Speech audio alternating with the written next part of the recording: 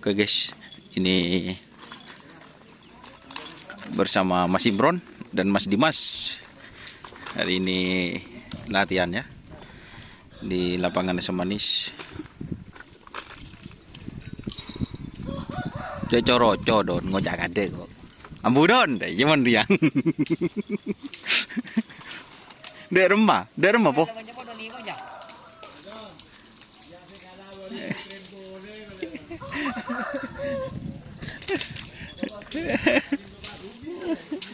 Oh.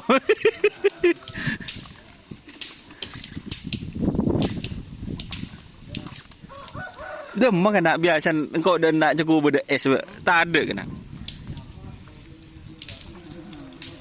Biasa beda es ceria. Jangan terlalu bakar orang ya. Aduh, Terlalu bakar aja. palang nak kata. Yo jalan.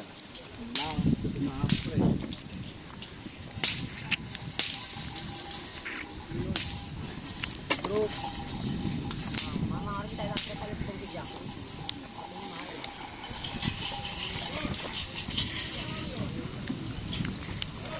Yo jalan. Ayo.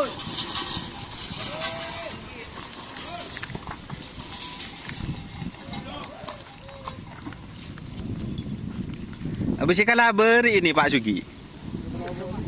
Oh.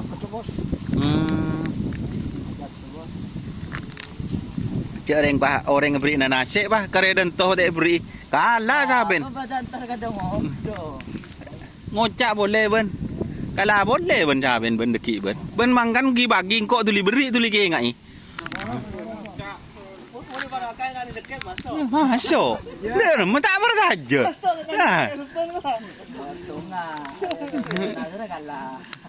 Oh, masuk kapi.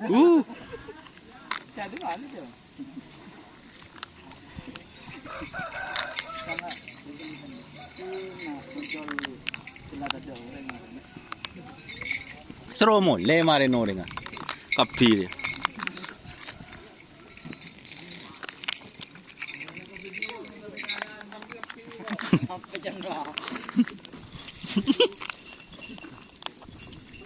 Lah taroh nang ti setin labeng taroh kendengin taroh roh.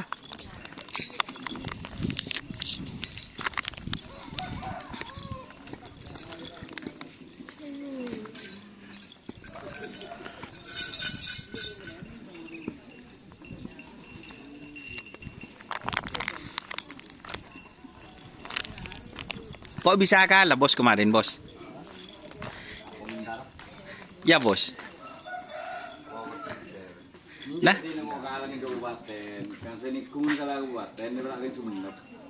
Mun kalah ning Gresidenan, bangsa Indonesia seniku.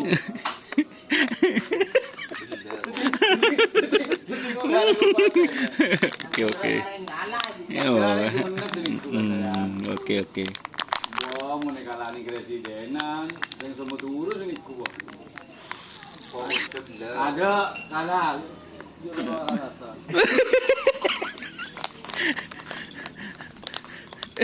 Ini Romo yang punya sapu jagat, guys. Sekon berapa kemarin sapu jagat? Sangat 6. Oh, sangat 6.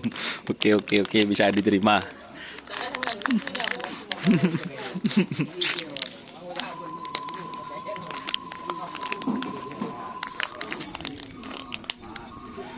Sehari ini bogel sakti.